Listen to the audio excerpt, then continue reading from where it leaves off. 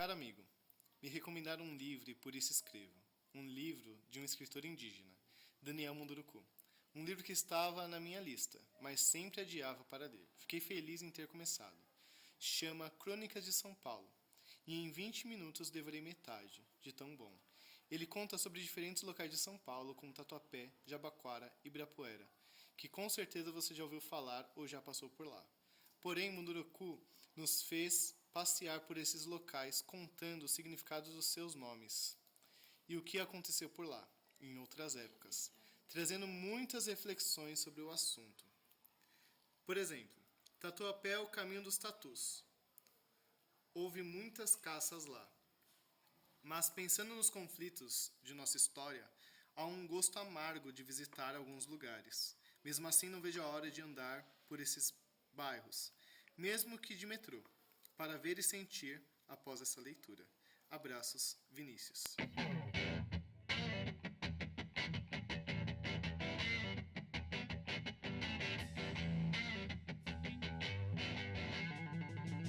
Bom dia, boa tarde, boa noite. Nós somos os Cabeçudos que Leem. Meu nome é Vinícius, professor aqui do projeto do Clube de Leitura da MF Francisco Alves Mendes Filhos. E estamos aqui no projeto dos Cabeçudos que Leem e hoje a gente vai comentar sobre o livro do Daniel Munduruku. E eu amo Brigadeiro de Bolinha. Oi, meu nome é Stephanie, sou do 7º B e eu amo ser eu mesma. Oi, eu sou a Sofia, do 8º B e eu amo livros. Eu sou a Emanuele, eu sou do 7º B e eu gosto de ser legal. Eu sou Natan, sou do 7º B e eu gosto de dormir. Bom, senhoras e senhores, estamos aqui para comentar o livro Crônica de São Paulo, um olhar indígena, do escritor indígena Daniel Munduruku, feito pela editora Cáliz. Bom, o trecho que leremos hoje chama Tatuapé, o caminho do tatu. Uma das mais intrigantes invenções humanas é o metrô. Não digo que seja intrigante para o homem comum, acostumado com os avanços tecnológicos. Penso no homem da floresta, acostumado com o silêncio da mata, com o canto dos pássaros ou com a paciência constante do rio que segue seu fluxo rumo ao mar. Penso nos povos da floresta. Os índios sempre ficam encantados com a agilidade do grande tatu metálico. Lembro de mim mesmo quando cheguei a São Paulo. Ficava muito tempo atrás desse tatu, apenas para observar o caminho que ele fazia. O tatu da floresta tem uma característica muito interessante. Ele corre para sua toca quando se vê acuado pelos seus predadores. É uma forma de escapar ao ataque deles. Mas isso é o instinto de sobrevivência. Quem vive na floresta sabe, bem lá dentro de si, que não pode se permitir andar desatento, pois corre um sério perigo de não ter amanhã. O tatu metálico da cidade não tem esse medo.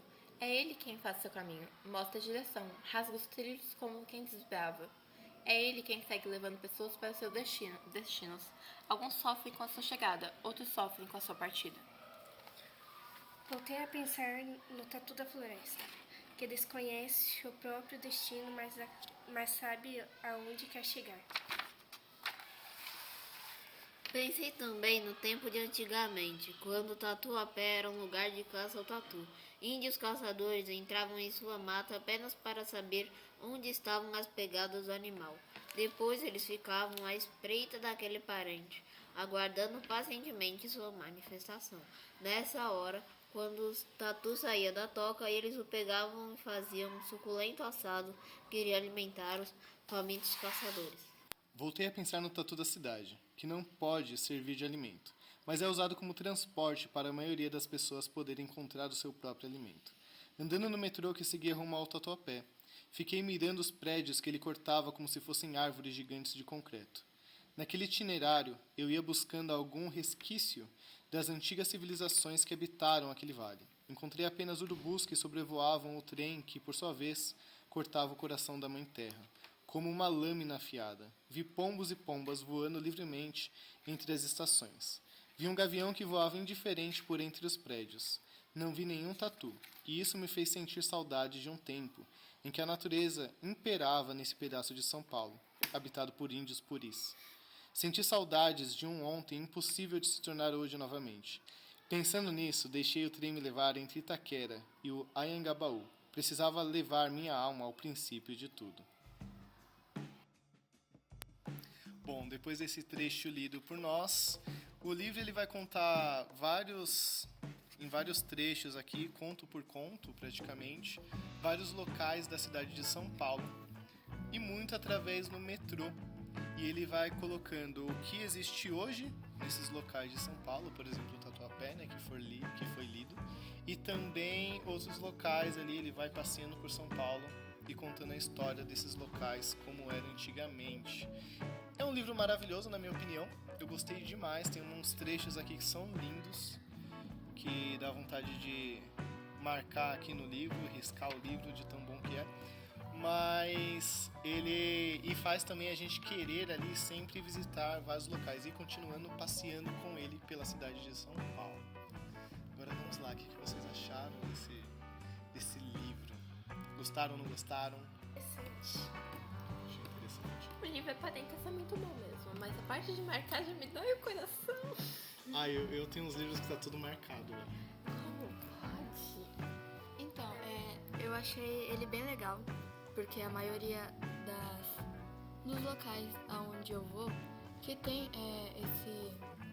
Como que era mesmo? Esses nomes, Isso, nomes indígenas, que tem Isso. nomes indígenas. eu não sabia a história deles, sabe? Nem sabia o que significava. E foi bem legal. Eu não li ele todo porque foi o professor Vinícius que leu, mas eu acho que se eu tiver uma oportunidade eu vou começar a ler ele. Tenho vontade de ler tudo que é curiosidades. Ele é um livro bem curioso porque realmente faz pensar no porquê que a gente não conhece essas palavras e seus significados. Ele tem umas histórias tristes, por exemplo, Jabaquara, lugar de escravos fugidos e assim por diante. É muito legal o trabalho que o Daniel faz em relação a São Paulo. Dá vontade não só de ler, mas também de visitar esses locais depois que você lê o livro. Eu achei legal. Natan, com uma opinião simples e direta, eu achei legal, tá perfeito. Sabe, eu gosto muito desses livros que tem várias histórias e não que só contar uma história. Eu também prefiro livros de contos ou crônicas, por exemplo. Livros assim que são várias histórias pra gente pensar ali e se divertir também. Porque esse livro aqui a gente acaba se divertindo, acaba sendo muito reflexivo pra gente. A gente vai descobrindo algumas histórias bem chocantes. Mas a gente acaba se divertindo e ele é leve. É um livro leve de ler, você lê assim rapidinho. E também, se ele tem várias histórias, você nunca vai enjoar, porque as histórias vão ser diferentes, não o mesmo padrão e iguais. Realmente, para quem está começando a leitura, por exemplo, é um livro super indicado porque ele é leve de ler, são histórias muito curtas, apesar de estarem todas conectadas, mas ele vai tendo uma separação. É algo assim simples, fácil de ler e é bem divertido, a gente não enjoa mesmo. Vai até o final do livro tranquilo. Bom, hoje foi isso. Nós tivemos a leitura de um trecho do livro Crônicas de São Paulo, um olhar indígena, de Daniel Munduruku. Na próxima semana, Nós teremos um trecho do livro O Alforje de Bai Nakavani. Só peço desculpas caso a pronúncia não esteja correta. siga-nos no Instagram, que é... Clube de Leitura, Chico Mendes. É isso aí, até a próxima. Nós somos... Os cabeçudos que leem.